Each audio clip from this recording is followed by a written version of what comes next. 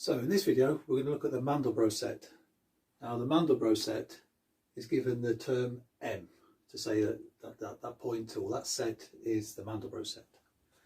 Now we're going to look today in this video to see if these 3 points are actually in the Mandelbrot set. We've got 3 different formulas to show it is or it isn't in the Mandelbrot set. Okay, so the Mandelbrot set looks like this. Basically made up of a main cardioid from -3/4 to +1/4 on the real line, and there's also a circle here centered at -1 with radius 1/4, and there's several hyperbolic components all around the side with antenna coming off, and it's these points centered around this that we're interested in. Now the actual Mandelbrot set is contained within a circle of radius 2 centered around the origin and included in the origin, so it's a bounded set of radius 2. So what we say is that any point in the Mandelbrot set, so C, is less than or equal to 2. So all of these, their absolute value must be less than 2. But we can't just put those values in to this to see if they're in the Mandelbrot set. What we need to do is need to find iterations of these values. So the formula we need is Zn plus 1 equals Zn squared plus C. So the C would be this point here, and then the value Zn per iteration will be squared, and then add the value on C every time. And what we say is, for the points in the Mandelbrot set, as we're checking the iteration, we say the point C with superscript n at the point 0 equals Z squared plus C. So each Z is squared, and then we add the C on each time. Okay, now this formula here I'm going to use for C1. So I'm just going to put subscript C1 here, just so as we know that we're talking about this point here. So how do we go about using the iterations of this formula? Well, this point here is known as our Z, and as this point here is non-analytic in this Mandelbrot set, we tend to use 0 all the time for this. So the first point for Z squared will be 0. So what we say is that point P, put a subscript 1 there as well, PC1 at 0 and number 1 at the top there, will equal 0 squared plus C1. So 0 squared plus C1, which is plus minus 3 over 2 minus 1 over 2i. Now let's just check if that follows this condition here. This is very important. So minus 3 over 2, so let's put for C1, minus 3 over 2 minus 1 over 2i. That's what we're interested in this stage in the video. So let's find the modulus of that. So the modulus of C1, so let's just put that there, equals square root of C1, actually let's not put C1 there, let's put square root of the points in there. So minus 3 over 2 squared plus 1 over 2 minus 1 over 2 squared. So that equals square root. Minus 3 over 2 squared is 9 over 4. And half squared is 1/4. So as that is less than 4, we know the first iteration is okay. We're still within this boundary. So let's go to the second iteration. So P C1 2 for Z is 0 equals, right, so Zn squared. So we now need to put in this one here. So minus 3 over 2 minus 1 over 2i squared, and then add C, in this case C1. So now we're going to use this number here. So minus 3 over 2 minus 1 over 2i. Okay, let's just simplify this up, see if we can work out the square of this. So we could take out a half, and and then we can do minus 3 minus I squared, and then we can subtract minus 3 over 2 and minus 1/2 I. Okay, so square this half, it's a quarter, and then 3 minus I, or minus 3 minus I squared, or minus 3 squared will give us positive 9, and then minus I squared will give us minus 1. So 9 minus 1 is 8. And then we've got minus 3 times minus I twice. So it's going to be 6I twice, sorry, 3I twice, which will give us 6I. Minus 3 over 2 minus 1 over 2I. So that equals 2 plus 3 over 2I minus 3 over 2 minus 1 over 2I. Simplify this off, we end up with reals is a half and the imaginary is 1. So that's plus I. Okay, let's go on to the third iteration. So let's just go here for this one. So P of C1, third iteration of 0. We now have to square this value. So that's our Zn squared. So half plus 1 squared. So half plus I squared. See the imaginary value. And then subtract C again, add C again. So add minus 3 over 2 minus 1 over 2I. Okay, quickly squaring this off. A half squared will give us a quarter. And I squared will give us minus 1. And a half times I twice will just give us 1I, so plus I. And then minus 3 over 2 minus 1 over 2I. Okay, quarter minus 1 is minus 3 over 4. Minus 3 over 4 minus 3 over 2. That will give us minus 9 over 4. I minus a half I will just give us minus 1 over 2I.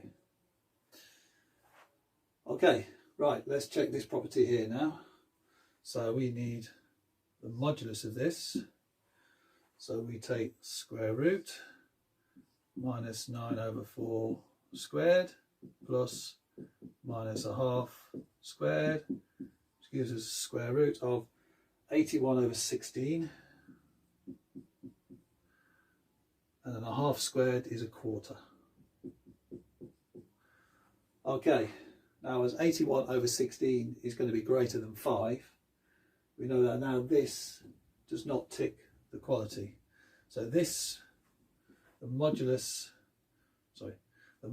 of this is now greater than 2.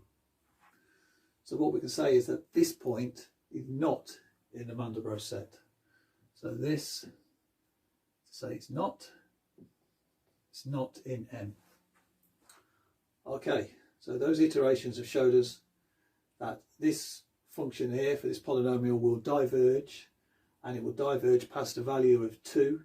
So therefore, we've just shown that that's not in the Mandelbrot set. Okay, now we'll have a look at this C2 value. So I'm just going to wipe these off now. Okay. So now I'm going to show you a different formula now for this. So what we can say is now that instead of this iteration formula, we now go for this method. So the value of C plus 1 is less than or equal to a quarter, then C is in the Mandelbrot set. So that means it will have an attracting cycle that will keep it inside M. Okay, so C2. So what we're looking for now, C2 plus 1. Okay, so that will then lead us to minus 1 plus 1 over 6I plus 1. Which then leads us to minus 1 plus 1 is 0, and that's 1/6 I. So then, oh, let's just put that there. So then we got 1/6 of I. Okay, so we now know that the modulus of this equals 1/6, which is less than 1/4. So therefore, we can say C2 is in the Mandelbrot set. So it's in the Mandelbrot set. Okay, that takes care of that one. Oh, let's just leave that in there. C is in M. Now we're going to come on to this point C3, which is 1/5 plus a half I. Now the formula we can use for that is another formula different to these two here, where we look to see where this might be on this display here, and we're looking that this might be somewhere in here, so it could be around there. So we're suspecting that it's in the cardioid. So there's a formula. If we suspect that it's an attracting point, it's this one here. It's 8 times the modulus of C squared minus 3/2, and that is all squared.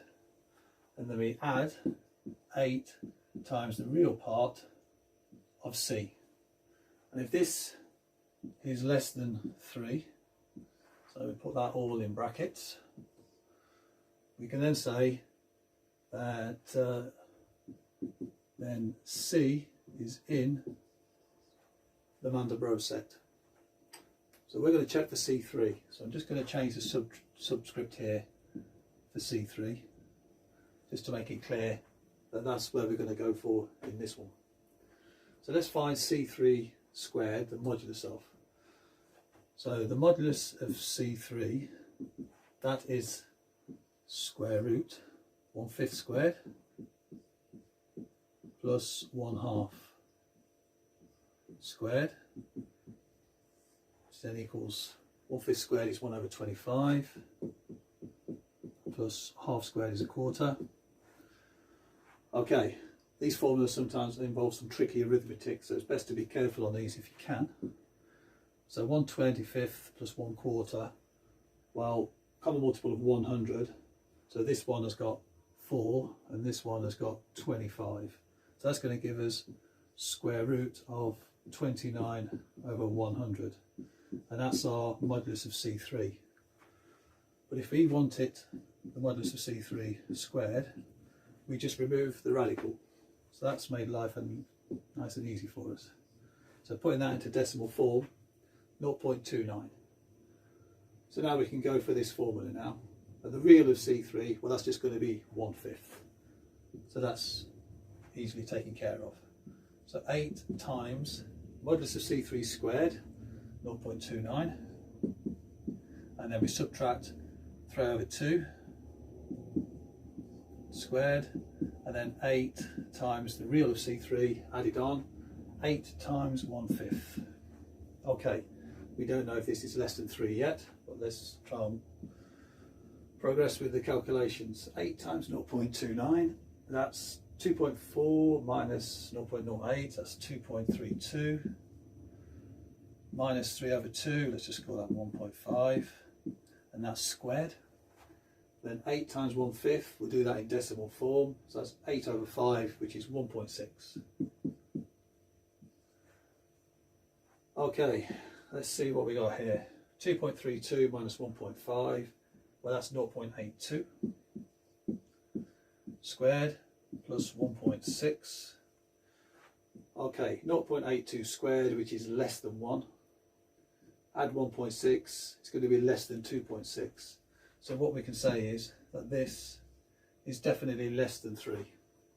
So therefore, C3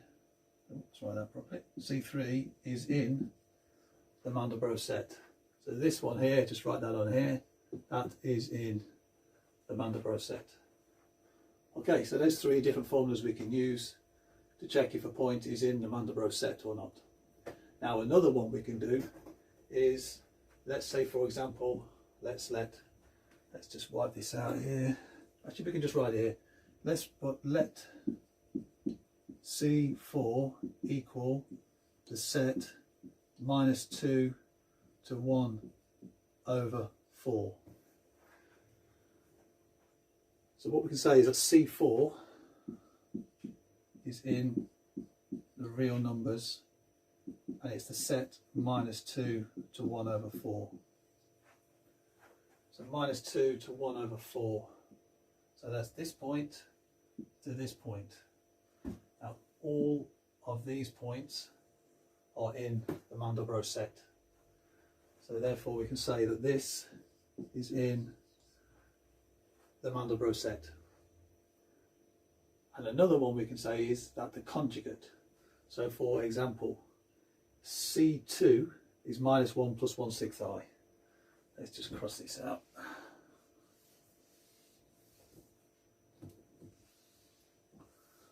Okay, so C2 equals minus 1 plus 1 over 6I. And we know that this is in the Mandelbrot set. So if you take the conjugate of that, so that equals minus 1 over 6I. All the points in this that are included in the Mandelbrot set or not included in the Mandelbrot set are all conjugate to each other. So they're reflected in the real axis. So what we can say that this is in the Mandelbrot set.